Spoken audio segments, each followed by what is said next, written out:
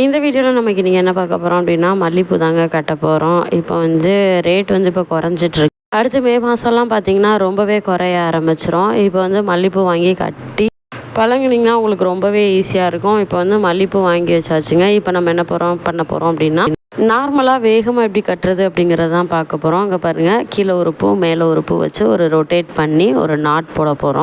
அவ்வளோதாங்க. ஃபுல்லாகவே இது மட்டும்தான் பண்ண போகிறோம். இவ்வளோ தான், சிம்பிள் மெத்தட் தான். நீங்கள் வேகமாகவும் கட்டலாம். நீங்கள் கையில் கட்டும்போது அந்த கீழே இருக்க லீஃப் மாதிரி இருக்கிற இதை எடுத்து விட்டுறாதீங்க. ஏன்னா மல்லிகைப்பூவை பொறுத்த வரைக்கும் தண்டு ரொம்பவே சின்னதாக இருக்கும். அதனால உங்களுக்கு பிடிக்கிறதுக்கும் கஷ்டம்.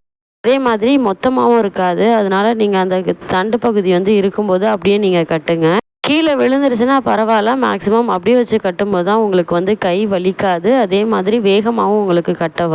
இன்னொரு விஷயம் என்னன்னா, அந்த தண்டு பகுதியோடு வச்சு கட்டும்போது சீக்கிரம் பூ வதங்கி போகாது. பூ சீக்கிரம் வதங்கி போகாது, அதாவது காஞ்சு போகாது. அதே மாதிரி சீக்கிரமும் மலராது. எப்படி பறிக்கிறோமோ அதே மாதிரியே ஒரு 2 to 3 டேஸ்க்கு இருக்கும். இது அந்த பூ வச்சுருப்பாங்க இல்லையா, அதாவது மல்லிகைப்பூ காடு, கனகாமர தோட்டம் அதெல்லாம் வச்சுருப்பாங்க. அவங்க சொன்னது தான். அந்த கனகாமரமுமே பார்த்தீங்கன்னா கீழே பச்சை கலரில் அந்த இலை. நீங்கள் வாங்கும்போது பார்த்தீங்கன்னா அந்த இலை அந்த பூவிலேயே தான் இருக்கும். அதுக்கப்புறம் நம்ம வாங்கினதுக்கு அப்புறம் தான் அது விழுந்திருக்கும்.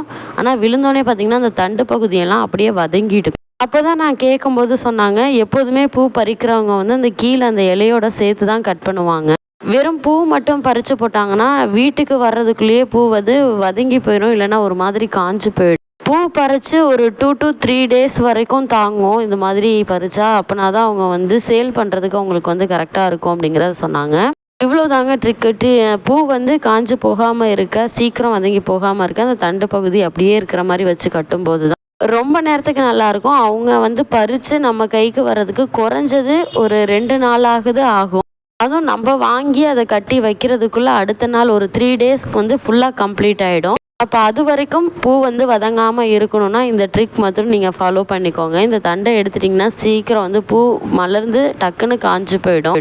இவ்வளோ தாங்க. மல்லிகைப்பூவாக இருந்தாலும் சரி, எந்த பூவாக இருந்தாலும் இவ்வளோ தாங்க. இப்போ ஓரளவுக்கு ஃபுல்லாகவே கட்டி முடிச்சாச்சு. நீங்கள் பிகினராக இருந்தீங்க அப்படின்னா தண்டு பெருசாக உள்ள பூக்களை ஃபஸ்ட்டு வாங்கி கட்டி பாருங்கள். அதாவது கனகாமரம், முல்லைப்பூ, காக்கரட்டான் இது மாதிரியான பூக்கள் கட்டி பாருங்கள். அப்புறம் சாமிக்கு வைக்கக்கூடிய செவ்வந்திப்பூ இது மாதிரியான பூக்களை கட்டி பழகுங்க. ரோஸு இதெல்லாம் கட்டி எட்ட தான் வரும். இருந்தாலும் அது உங்களுக்கு வெட்டி இருக்கிற மாதிரி தெரியாது, நல்லா பந்து மாதிரி தெரியும். அப்படி நீங்கள் கட்டும்போது உங்களுக்கு அடுத்தடுத்து நீங்கள் இது மாதிரியான சின்ன சின்ன பூ கட்டுறதுக்கு உங்களுக்கு இன்ட்ரெஸ்டிங்காக இருக்கும்.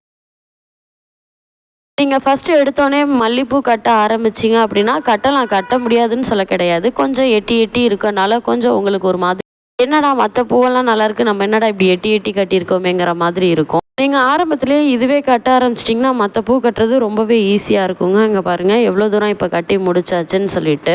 அவ்வளோதாங்க. இப்போ ஃபுல்லாகவே ஓரளவுக்கு கட்டி முடிச்சாச்சு. இங்கே பாருங்கள், இது ஃபஸ்ட்டு ஒரு வாட்டி கட்டி கொடுத்தாச்சு, இது 2வது வாட்டி. அவ்வளவுதாங்க.